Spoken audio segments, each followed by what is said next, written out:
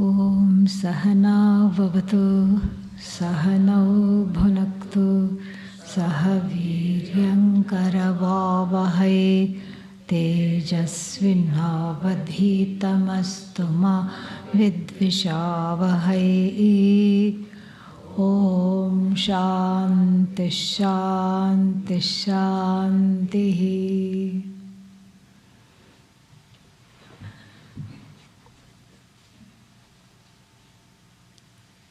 We will chant from the beginning. Arjuna uvacha Kim tad brahma kim adhyatmam Kim karma purushottama Adhibhutancha kim proktam Adhidaivam kimuchyate Adhiyajñah katham kotra Dehesmin madhusudana Prayanakale cha katham Jnyeyosi niyatatmabhihi Shri Bhagavanuvacha Aksharam Brahma Paramam Svabhavodhyatma Uchyate Bhuta Bhavodbhavakaraha Visargah Karma Samgitaha Adhibhutang ksharo bhavaha Purushashchadhidaivatam Adhiyajñohamevatra Tehe dehabhritambara.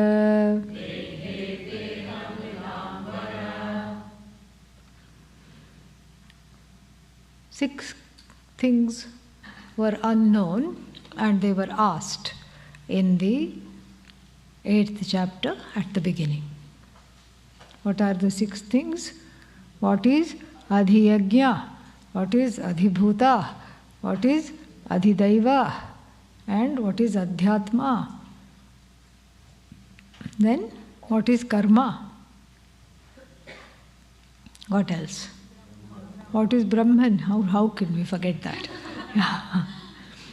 What is Brahman? All these were asked.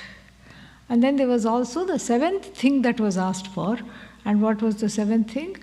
Why should we remember you at the time of departure? Remember as know. Remember must be translated into knowing.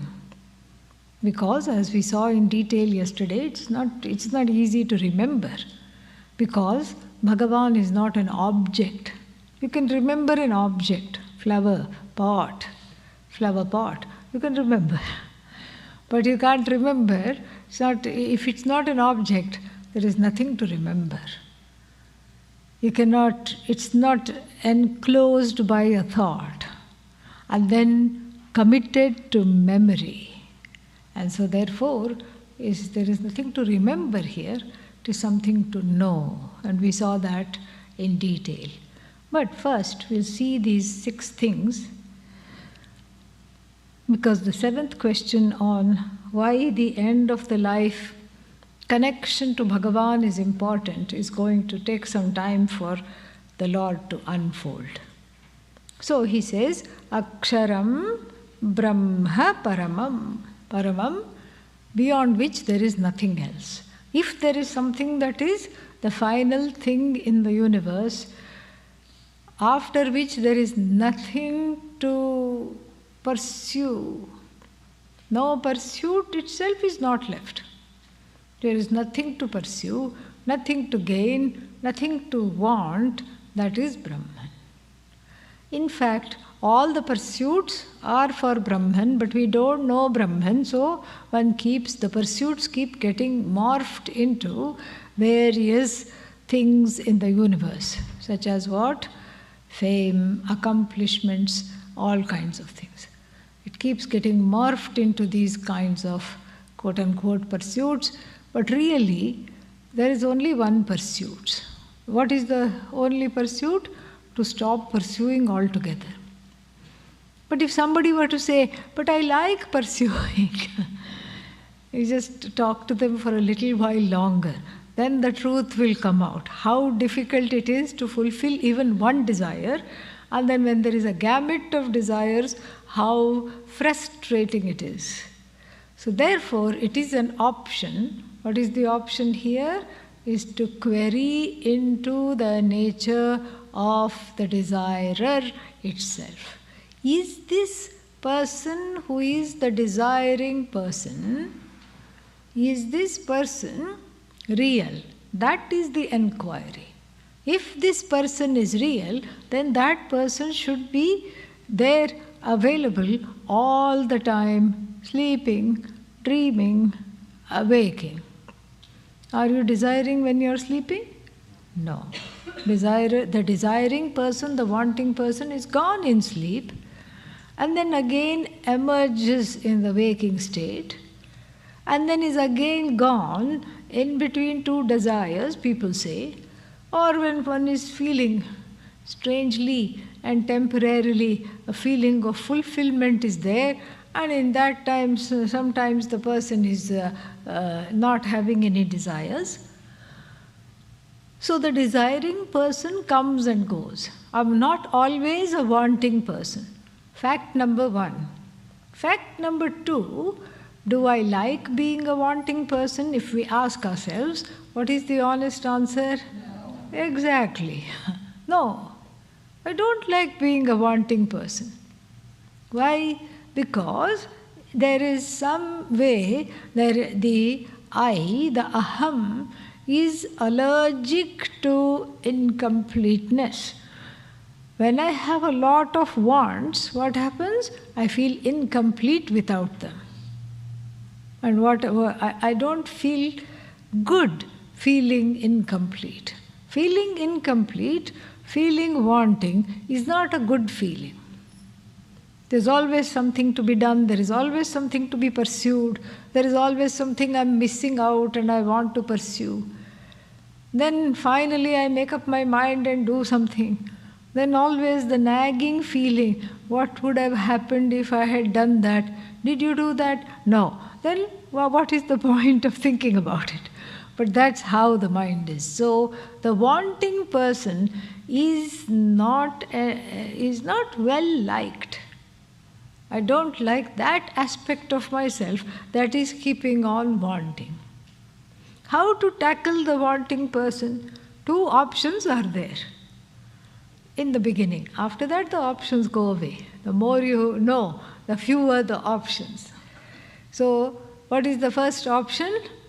Tackle the wanting person by keeping on fulfilling one want after another, want after another, want after another, want after another want. You want to do that? No. Why? Because it is full of problems. This approach is full of problems. Because as soon as one want is fulfilled, what happens? Another one rises. We have a Asura, a kind of a demon, whose name, what is his name? Asura. And the goddess is sent to give him moksha. And she is supposed to kill him without spilling a drop of blood. Because if she spills a drop, even if one drop of blood drops on the ground, then hundreds of his clones arise, just from a little bit of DNA material of the Asura. He has the blessing, the siddhi of being able to make many clones of himself, equally bad, equally undesirable. And in fact, there is no such thing called Asura. It's just a metaphor for these unending desires. No sooner does one get fulfilled, the other one is emergent, keeps on coming up. So that first option of fulfilling the wants, ek ke baad ek, one by one, is not really an option. In the beginning it looks like an option because I don't know any better. I see everybody doing that, and everybody talks about 5-year plans. Not just the Indian government, but everybody has. In 5 years I want to do this. I want to have this. I want to build a house. I want to finish having a family. I want 2 promotions in my job. And this is all the things I want. And then I also want to have traveled the world. Somebody said, if you want to make Ishvara laugh, make plans. So, this is because you can make plans. That's why Bhagavan doesn't need cable TV. Yeah. Every jiva is a reality channel, reality show. And so, you can make the plans, no problem. I have the free will to make the plans, but what will happen to the plans? Gone. Why? Because my own karma stands in the way of those plans. A huge building, block, like a boulder, is standing in the way of making a plan. It's standing in the way. It is a vighna, it's an obstacle. And that obstacle is my own karma, but given by Bhagavan to manifest right now. So therefore, you can make plans. In fact, it is encouraged to make plans, but they may not be fulfilled. Because you can make plans, you can take care of all the known variables, you can deal with the competition, you can deal with every single scenario that you can think of. But for every known variable, there are multiple hidden variables. That hidden variable is a fancy name for saying Bhagavan. That's what it is. Bhagavan is also known as hidden variables thrown in the path of this life. This is what it is. And so because of that, the first option of becoming a complete person, fulfilling everything want by want, is not an option. In fact, that's why people come to the ashram. After they understand this is not an option, then Arsha Vidya Gurukulam starts to look good. Till then one has read about it, one has perhaps driven by it, but only to go to the flea market on the other side. Saturday, Sunday. Today it was there? Yeah, see, people have gone.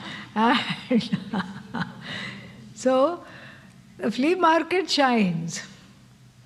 But the Brahman here, the marketplace where we understand Brahman, does not shine until one understands. This is what is called Viveka. Viveka means I understand this drop by drop, fulfilling the wants is not a way to go. I am still left a wanting person. I am still left incomplete. I feel the pinch, I feel the pain all the time, and I am not very happy with this state of affairs. That is Viveka. Therefore what? I have to give up what I am doing in order to, because that's not working. We are not asking you to, Vairagya is not giving up what works. If it works, please continue. But it's not working. If it's not working, give it up. Why would you have something like a broken down clock at home? The person was asked, and the person said, at least it shows the correct time twice a day for half a second. Yeah, that's why I'm holding on to it. This won't help. So therefore, the plan B here, B for Brahman, okay? Not plan B as in the second plan. This plan is to inquire into who is this entity called the wanting person. How am I waylaid by this wanting person all the time? How to understand this wanting person who suddenly emerges and suddenly disappears. And when the wanting person disappears, I appear to be at peace. When the wanting person comes, chaos ensues. I become a different person. I become a different being. I come under the spell of the wanting person. This is what has to be inquired. And dropping option number 1 is very, very important. The pursuit that inquires into the nature of the wanting person is called Brahma Vidya. That is Brahman. We can't translate Brahma Vidya as knowledge of Brahman. It is knowledge which is Brahman. That Brahman knowledge alone, because Brahman is not something to get from the market. I'll have a Brahman, please, in the restaurant. You can't order. Unless it's the name of a milkshake. So I don't know which country I was. Yes, I was in Iran. And of all places, in Iran, they had one Samsara restaurant board. Indian restaurant, vegetarian Indian restaurant called Samsara. And inside, I didn't go in, and some people said, please stand here, we want to take a photo. So I allowed that. So there is a photo of me and a group of delegates. There were 4 or 5 swamis from Ramakrishna mission and certain other orders, and myself. So there is this very funny, incongruous photos of 5 swamis standing under Samsara restaurant. So, but then the menu was posted on the door or the window, and I said, the first thing it said was Brahman milkshake. So, Brahman is not an object to be consumed unless you are in this particular restaurant, and even then, what you're consuming is milkshake, not Brahman. Why? The consumer is Brahman, what is consumed is not outside of Brahman, and so this is how it is. So, it is something to know. This is the second thing we have to understand. First thing is that the pursuit has to change, and the pursuit is in the form of knowledge. It cannot be any other way. Why? Because it's already you. Oh, but I don't know it. Yes, that's exactly what I'm saying. So if you don't know it, what do you have to do? You have to know it. And therefore, what is this Brahman? Aksharam Brahma. This Brahman is that which undergoes no change. It is the truth of your nature. In fact, it is you. Limitless, free of wants. Wants and complaints go together. And free of wants means free, totally free of all complaints. Each and every complaint, gone. And this is the you that is acceptable. This is the I that is acceptable to me. This is the I that I want to be. And what does the Shastra say? You are already that. So this is Brahman, Satchidananda, limitless and not subject to change. Aksharam, Brahma Paramam. Paramam means gaining which the pursuits themselves come to end, because the pursuer has come to an end. The seeker comes to an end, so the pursuit also comes to the end. And then Swabhavaha Adhyatmam Uchyate. Swabhavaha means the manifestation. Here Swabhava doesn't mean nature. Here Swabhava means manifestation. Its manifestation, Adhyatmam, means centered on this body-mind-sense complex. So its manifestation is called Adhyatmam. But what is this Adhyatmam? Jiva. Jiva is Adhyatmam. So, what is the first one? Kim tad Brahma. What is this Brahman? We saw. Check. And then, next one, what is this Adhyatmam? You, who is asking the question, are referred to here, the individual is referred to here as Adhyatmam, the one who is the indweller of this body-mind-sense complex, whose manifestation is in the form of this body-mind-sense complex. That is called Adhyatmam. So now we have Brahman and Jiva. And then what else? So what is the difference between Brahman and Jiva? No difference. Brahman doesn't complain, that's all. So Jiva, identified with the body-mind-sense complex, filled with complaints. That's the only difference. And then what is karma is going to be answered next. Visargaha karma samgitaha. Samgitaha means known as. Samgitaha, known as. Known as what? Karma samgitaha, known as karma. What is known as karma? Visarga. Oh, those two dots after Rama. Rama, Ramahu, Ramaha. That's the only Visarga I know. No. Here, Visarga means offering. Like in a ritual. Ahuti. Ahutayaha is known as Visarga. And technical term. So then why is karma known as Visarga? Because the reason is given here. Karma is an offering. Action. Action is an offering. We have seen this. When it's done properly, the action is an offering to Bhagavan. Even when it's not done properly, it all goes to Bhagavan anyway. And later on it's going to be told very soon that Bhagavan is the recipient of all actions, and so the actions and Bhagavan are connected here. Ishvara is connected. And so then, why is the action, why are actions, karma, called as an offering, Visarga? Because Bhuta Bhavod Bhavakaraha, that karma phala becomes the cause of the incarnation of many bodies. Karma is because of which the incarnation, and then after that reincarnation, reincarnation takes place. Karma is the reason why there is this body. So why is one in this world? Because there is karma. Karma means karma phala. So first there is karma in the form of offering, and when you offer, then you get punya. Shruti mostly talks about punya, rarely talks about papa. Bhagavad Gita is an exception since it's a teaching, it is a very intimate intimate teaching text.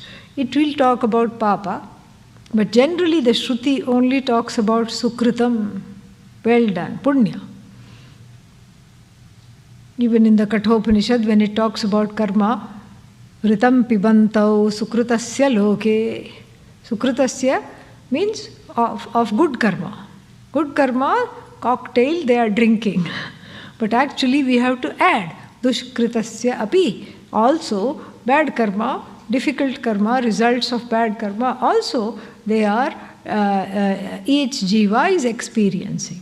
So here, out of politeness and out of only wanting to focus on that which is auspicious, the Shruti seldom talks about papa. Punya it will talk about much more. And so here also, the karma phala, which is in the karma which is an offering, then gives phala if it's nicely done. If it's nicely done, what do we get? Punya.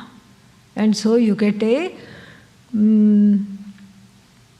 a body that is fit as a fiddle. Never has to go to the hospital. Punya, very nice. Never has any ailment. And then what? Along with that you get a mind as a possible result of karma phala. You get a mind that is wanting to study Vedanta. What a nice combination. Fantastic combination. Sometimes the mind wants to study, the body will not cooperate. Sometimes the body cooperates, and then what? The mind is all over the place. The mind has already taken a flight to India. Okay, not available. AWOL, absent without leave. Mind is gone. So, but here, sometimes the two converge and it's wonderful. And so, here what is karma? Offering. Why is it called offering? Because it produces karma phala. Why should I be concerned that it produces karma phala? Because of this said karma phala, because of this karma phala, what is there? It becomes the cause for various bodies. I have a body because of karma phala, and because of karma phala, it becomes the cause. Bhuta bhava bhavatkaraha. Bhuta bhava udbhavakaraha. Udbhava, the emergence of bodies for all the beings. Then we saw this much. We saw aksharam, we saw adhyatmam, and we saw karma. Next is adhibhutam ksharo bhavaha. Adhibhutam. Adhibhuta means centered on all the bhutas, 5 elements, meaning centered on one's surroundings. What is that? Kshara, as opposed to Brahman, which was defined as Akshara. The two are opposites, obviously. Akshara, indeclinable, never changing. Kshara, always changing and deteriorating. Anything that you keep goes. In fact, everything is already gone. Everything is gone. Going, gone. So, whatever you seek is finite. Kshara comes to an end. Sarve samyogaha viyogantaha. Sureshwaracharya says in the Brihadaranyaka Vartika, a kind of a commentary. Sarve samyogaha. Samyoga means what? Coming together. All coming together of subject and object, any kind of a union is what?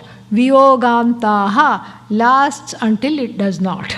That's what Sureshwara says. Until it is the end, or until separation, everything lasts.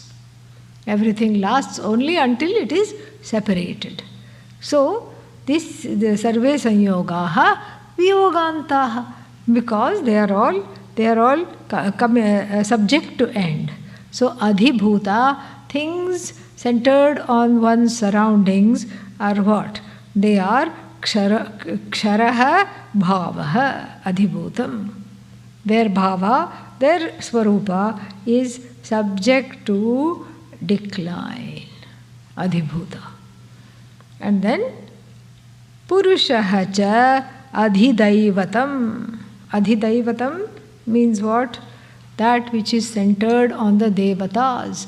Devatas are various forms and functionaries which take care of the organs and everything, all the worldly phenomena, etc. We saw this earlier. It's all Ishvara, but Ishvara is not any one of them. So, Ishvara in the form of the total samashti, what is that? The samashti subtle body.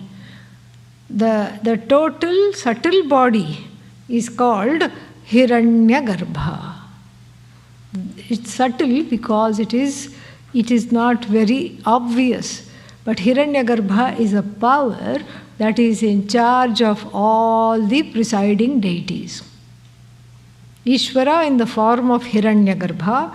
Hiranyagarbha is the name for Ishvara in a potential form, and this Hiranyagarbha is the Samashti Sukshma Sharira, is the subtle body of all beings, and this subtle body the total subtle body is in charge of all bodies in a sense. So that which makes the ear function. Shrotrasya shrotram, the power behind the ear. And then we can immediately say there is a adhidevata, adhishthana devata. The presiding deity of the ear is what? Is the directions. Directions, Dig Devata. The devatas in charge of the directions. And like this we have so many various, we can even have further devatas for the eyes, for the ears, for the sense of taste, smell, everything.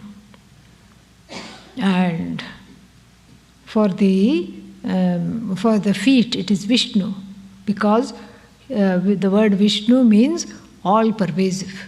And so like this there are these devatas, and the samashti, the totality of these subtle ways in which the whole world functions, that is called Purusha. Purusha usually means Bhagavan. Here it means Bhagavan in the form of this subtle world of all things which are managed via the devatas, these functionary. Then adhiyajnaha ahameva atra. So atra means here, right here in this body itself, atra dehe, in this body itself, ahameva, I alone am that which is centered on the body. I alone am that. Centered on what kind of a body? The body of all offerings called yajna, worship. So the collective worship of all human beings is me alone, because it goes to me alone. So all the worship, I am the recipient, I am the receiver.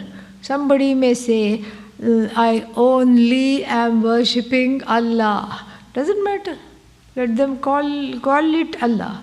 Let somebody else call it Jesus. Let somebody else call it Rama, Krishna, Hanuman, and doesn't matter.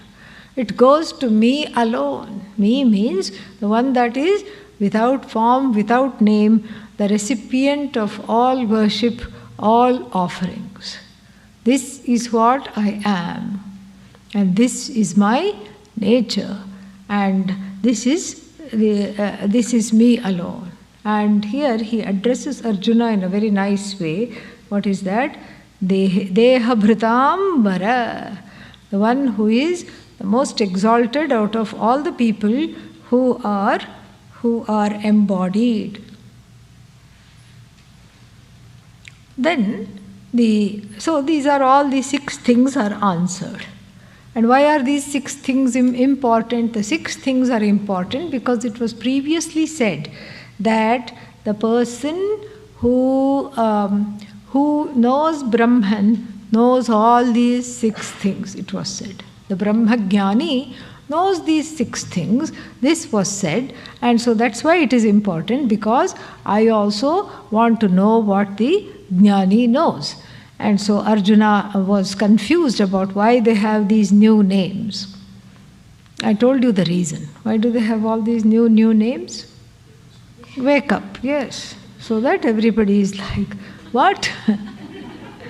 That's the only reason. No other reason I can think of. So then, the next, from verse 5 to, it's a long section,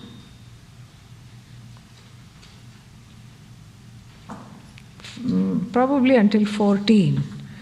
From verses 5 to 14, it's all about the departure from this body and why this is really important. So let us look at 5. Antakale cha mameva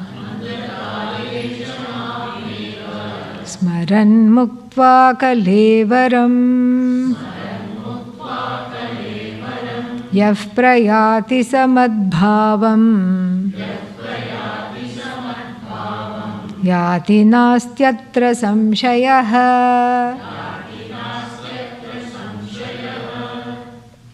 antakale, at the last minute. Not exactly last minute, but at the end of one's life, antakale. Then, mam eva smaran, knowing me alone, keeping me in the sights alone, muktva kalevaram. The one who, having given up the body, keeping me in their sights, is what? Is the one who attains my own nature. Doesn't say attains me, because then again that will be fully problematic, because this is this is kind of a popular imagination. Somehow I'll go sit with God. There are many kinds of mokshas. How can there be many kinds of mokshas? Because it's not understood. Whenever something is not properly understood, there are multiple definitions. So what is definition 1? Moksha is ... sitting next to Bhagavan. I told you what happens when you sit in front of Bhagavan or next to Bhagavan. You'll get bored. And then you'll look around. And then you will start complaining about the person who has come. And you'll say, I don't want this person in Swarga. Why did this person come? This person was a thorn in my side throughout my life on earth. Well, obviously the karma has not gone. It's not exhausted. So, that is, so if you sit near Bhagavan, there is a kind of, what is that? I suppose it's called moksha only. So this moksha is what? Some people, according to some philosophers even, not just lay people, even philosophers say moksha is what? Sitting next to Bhagavan. This kind of moksha is called samipyam. You sit close to Bhagavan. Maybe you can even stick to Bhagavan. You sew some Velcro on your sleeve and then just stick to Bhagavan. Samipyam. Samipyam. And then sayujyam. You enter into Bhagavan. Poor Bhagavan. Yeah. Like amoeba. Yeah. This is also not moksha. Because what is moksha? Because you're already one with Bhagavan. How can you manufacture a oneness that already exists? Oneness already exists. So whether you sit close to Bhagavan or sit far away from Bhagavan, you are already one with Bhagavan. There is no place where Bhagavan is not. So really speaking, you cannot be far away from Bhagavan even if you tried. In fact, we can have a upasana, a kind of a meditation. Next time you meditate, somebody told me, I cannot meditate on Brahman. I'm very bad. I cannot meditate on Ishvara. I said, never mind. Try to go away from Brahman. Let that be the meditation. What will you think of? Chocolate cake, Brahman. I'll think of a wonderful holiday, Brahman. I'll think of some people that I love, everybody that you love, Brahman.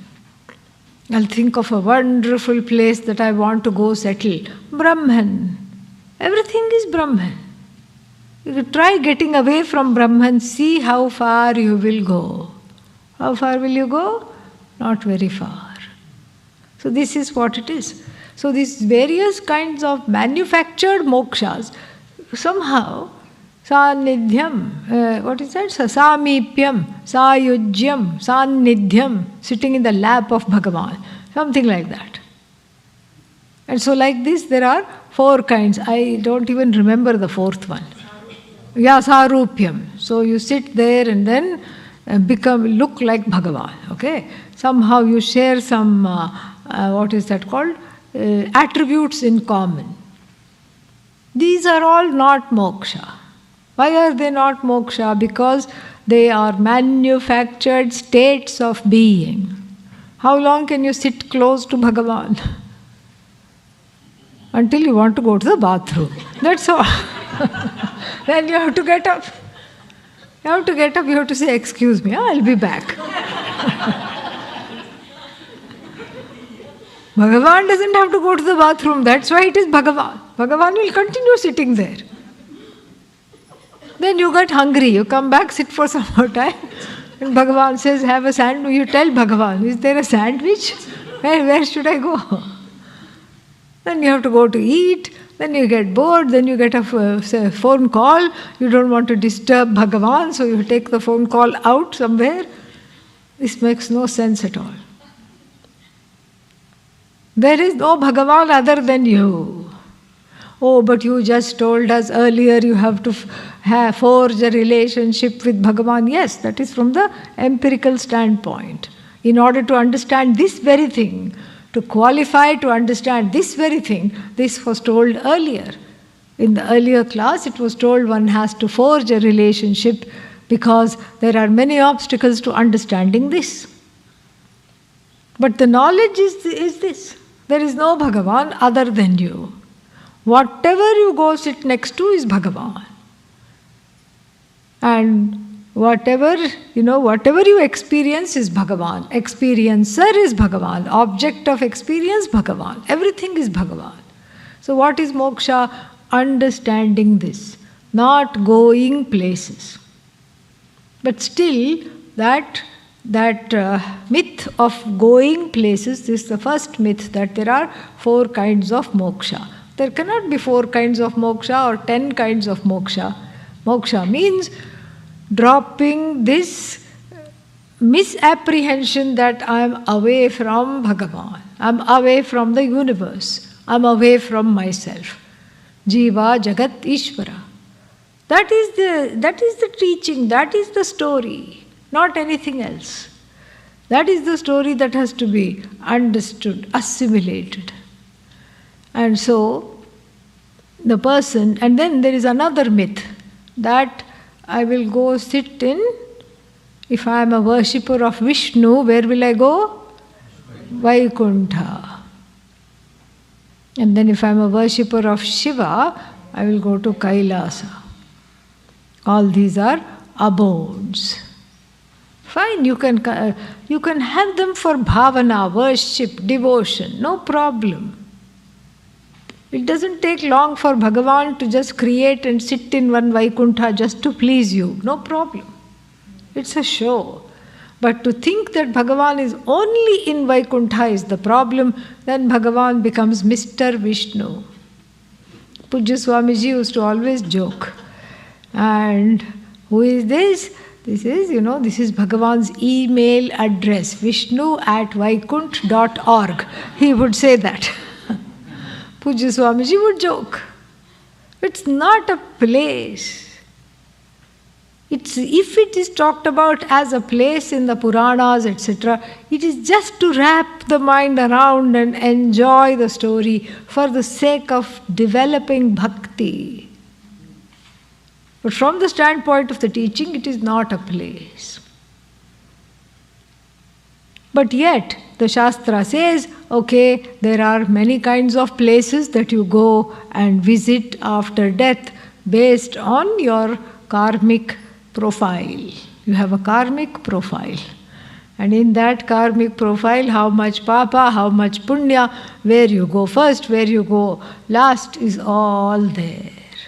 And this karmic profile is Bhagavan given and Bhagavan managed. That is what it is. So, the idea is that whatever is desired at the end of the life is what comes to fruition. This is also slightly wrong. It's not whatever is desired at the end of the life. Whatever is one's predominant desire, we have to take it like that. Because at the end of the life, when one is full of tubes and uncomfortable, what will come to mind? The most beloved thing, the thing that one wants most will come to mind. So it's not that the last minute desire will come true, but it is that which is the strongest desire one will gain. One will gain after the passage. And then if Bhagavan for this person is in the form of Devi, they will have darshan of Devi. This is all talked about in the Shastra. Not only in the Shastra, they have interviewed many people with, what is that called? Near-death experiences, NDE. And they all have this uniform experience. What is the uniform experience? They feel like they're going through a tunnel, and then they float, they see their body on the hospital bed, they see the doctors trying to shock the heart, and then they are seeing all this, and then finally they go through some kind of a well-lit path. And then they see all their loved ones who have passed away, and then they see their favorite kind of Bhagavan, their Ishta Devata they see, who says, no, not yet, and then they come back. This is what they have talked about. So this is something that is there. And so none of this is moksha. Seeing Ishta Devata is not a moksha. Seeing beloved people is not moksha.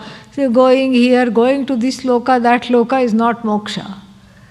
And what is moksha is basically understanding the truth of oneself as Brahman, as Ishvara, so that this well ascertained knowledge takes care of this wanting person, and one doesn't have to come back. So muktva kalevaram, having given up the body, when mam smaran, knowing me, or if they don't know me, at least remembering me. And remembering is difficult. Why? Because one could be in any state at the time of death. So remembering is very difficult. So knowing me.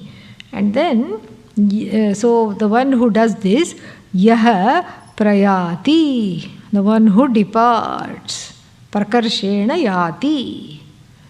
Yati goes. Pra plus yati is never going to come back to that same body. Prayati. Saha, that person, madbhavam yati, gains my nature, na atra asti samshayaha. Bhagavan promises. Gains my nature means becomes non-separate from me. Because that's what one wants. One wants to be Bhagavan, one wants to be Ishvara, and that's what one gets if one has this knowledge. So of course the next question is what? Suppose I don't have this knowledge, what will happen? And that is answered here in the coming verses. Yam yam vapismaran bhavam tyajyante kalevaram tam tamevaiti kaunteya sada tadbhava bhavitaha. Yum yum. Yum yum doesn't mean tasty, okay? Yeah. Okay. That's what children do. You give them their favorite food, they say yum yum. No. Yum yum here means whatever. This repetition is a particular thing that is there in all the Indian languages. Slowly, slowly. And then fast, fast. And then here, yum, yum, whatever, whatever. If you say once, whatever, it's enough. But we have this particular usage of vipsa, repetition. So, yum, yum, va api, whatever. At the time of death, tyajyante kalevaram, at the time of death, whatever thing, remembering, thinking of, whatever they think of at the time of death, one gains that thing alone. Because it's all Bhagavan anyway. But then it's not what you think at the time of death. I already told you it is the strongest desire. Because even in the throes of death, if you think of that, that is what it is. This is illustrated through a very interesting story from the Puranas called the story of Jada Bharata. And in fact, many of his lifetimes are talked about. And so in one life he was a king, and then he gave up everything and went to the forest and stayed there, away from everybody, in solitude, meditating and just having a life of a minimalist, minimalistic, holy, sacred life, meditation, etc. Then he went to the river to bathe one time, and then what did he see? He saw a pregnant deer that was just grazing by the river.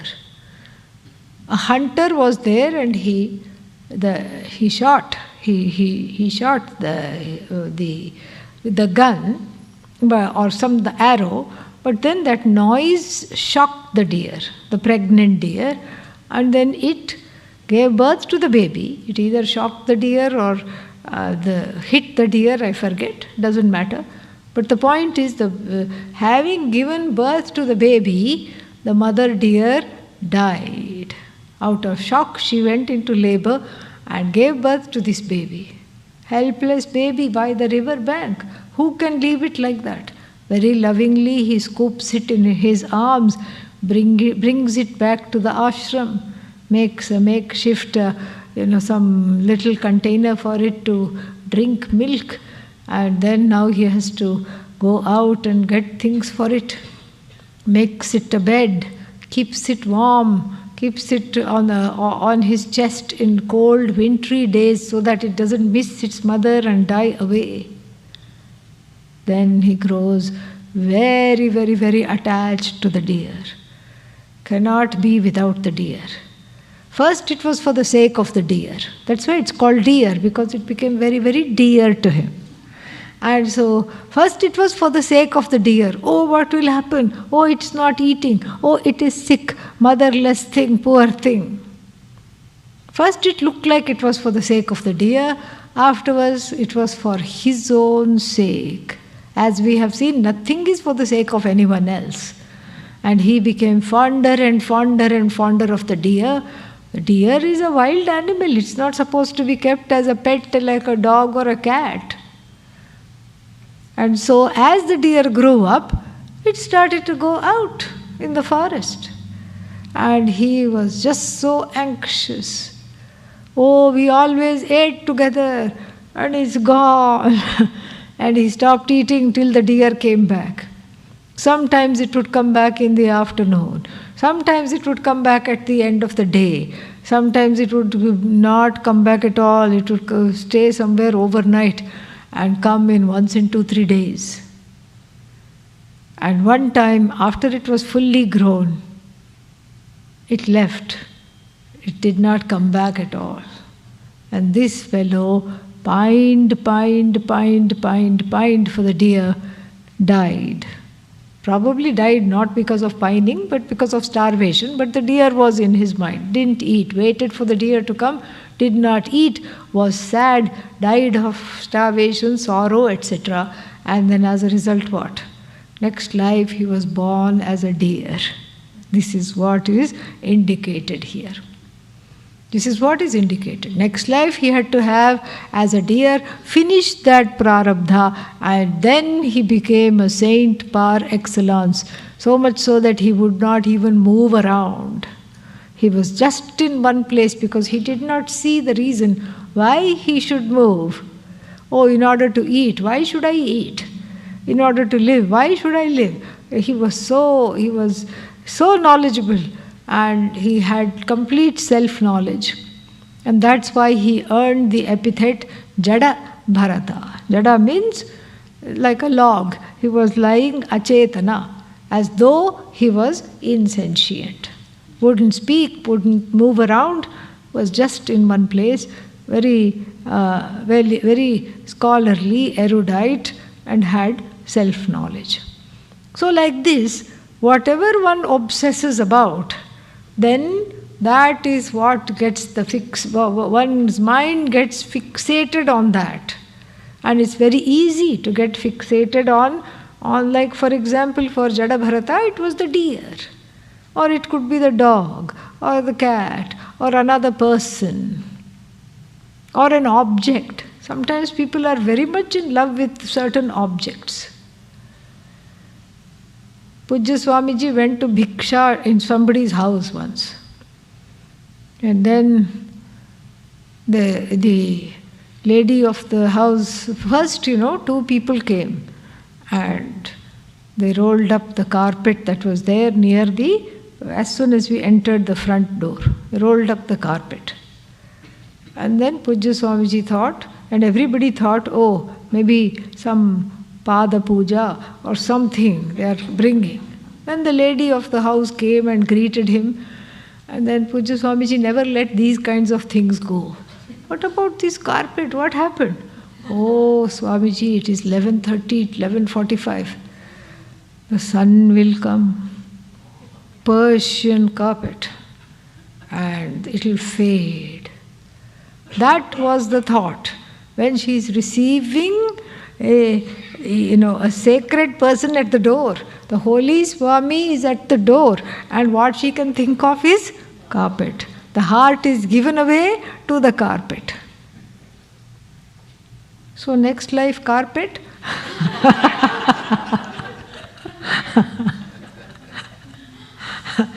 Bhagavan has a sense of humor. Next life cannot be carpet, because carpet is jada. Next life, carpet bagger, okay, or carpet seller. Something to do with carpets.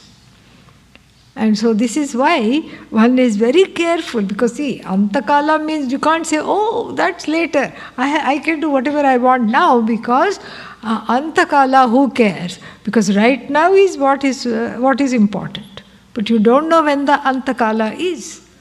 So therefore we train our minds, our focus, our thoughts to something little more rare, little more refined, and not succumbing to carpets and all the other things. Wonder what happened to my thing there. This was another example. One lady, she moved from, where was she? She was in California, and I think from there she moved to Florida. And long back this story is. And then after that, she was just like, she heard from me, she was talking to me, and she learned from me that I was going to California. She said, where are you going? I said, Northern California. And then she said, oh, that's too bad. I said, why? She said, because when I was in Southern California, and when I was there, I planted a fig tree, and I wanted you to go and see that and tell me how it is growing. I said, do you still own that house? No, I sold it long ago. House doesn't belong to you. Fig tree doesn't belong to you. If they have cut it down or anything, it's up to them. It's their house. It's in their yard. But still that kind of a thing. Fig tree, how nice it was, very lovely figs. She couldn't stop thinking about the figs. And so like that, the mind, if it's allowed, goes and just sticks to certain things and does not revert from them. And that has to be unstuck. Why it has to be unstuck, we will see tomorrow. Om Purnamadav Purnamidam Purnat Purnamudachyate Purnasya Purnamadaya Purnamevavashishyate. Om Shanti Shanti Shanti. Harihi Om Shri Gurubhyo Namaha. Harihi Om.